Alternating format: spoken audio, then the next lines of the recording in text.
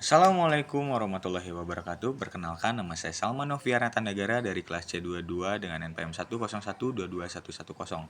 Di sini saya akan menjelaskan tentang materi dari mata kuliah Strategi Investasi dan Pendanaan. Nah, di sini saya ingin menjelaskan dulu dari mana sumber pendanaan dari satu perusahaan. Yang pertama ada pendanaan internal. Perusahaan biasanya melakukan laba ditahan. Ini adalah keuntungan yang diperoleh oleh perusahaan dan tidak dibagikan sebagai dividen, melainkan diinvestasikan kembali dalam bisnisnya. Atau biasa disebutnya juga ini adalah bootstrapping yang memulai dari modal sendiri dan di compounding. Selanjutnya ada depresiasi aset tetap. Dana yang diperoleh dari penyusutan nilai aset tetap perusahaan. Selanjutnya ada eksternal. Nah, eksternal ini lumayan banyak. Yang pertama ada utang jangka pendek, pinjaman dari durasi waktu yang harus dilunasi kurang dari dalam 1 tahun. Yang kedua ada utang jangka panjang, yang pinjamannya jangka panjang ini jangka waktu pelunasannya lebih dari 1 tahun. Contohnya adalah obligasi pinjaman bank yang dimaksudkan dalam jangka panjang.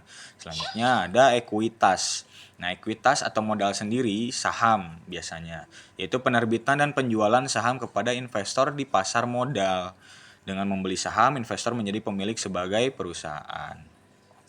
Nah, selanjutnya di sini adalah inti dari penjelasan dari sumber pendanaan eksternal ataupun internal.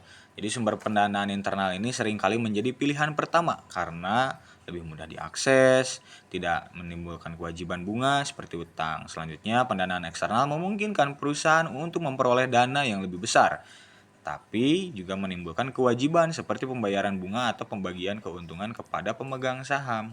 Nah, itu yang saya jelaskan dari bagian sumber pendanaan perusahaan. Dari sumbernya itu ada eksternal dan juga internal. Selanjutnya di sini saya akan menjelaskan apa itu WACC. WACC ini biasanya kita temukan nih di setiap bisnis ataupun kita mau menganalisis suatu proyek. Nah, WACC ini singkatan dari Weighted Average Cost of Capital.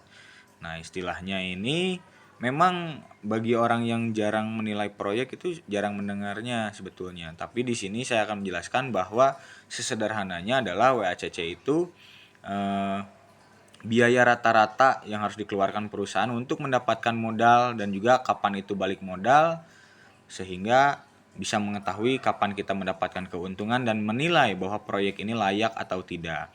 Nah, di sini kenapa WACC penting untuk menentukan apakah proyek baru ini menguntungkan atau tidak, dan juga menentukan nilai perusahaan ini apakah ini lebih rendah atau lebih berharga sebetulnya. Contohnya adalah saya punya modal 100.000 nih buat bikin toko kue.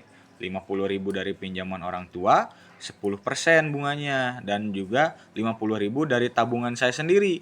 Nah, saya ingin untung 15%. Maka dari itu WACC-nya akan dihitung mempertimbangkan persentase dan biaya masing-masing dari sumber modal. Nah, intinya adalah WACC itu alat ukur untuk melihat seberapa efisien perusahaan menggunakan modalnya, seperti itu. Mungkin itu saja yang bisa saya sampaikan. Cukup sekian. Mohon maaf bila ada kekurangan. Wassalamualaikum warahmatullahi wabarakatuh.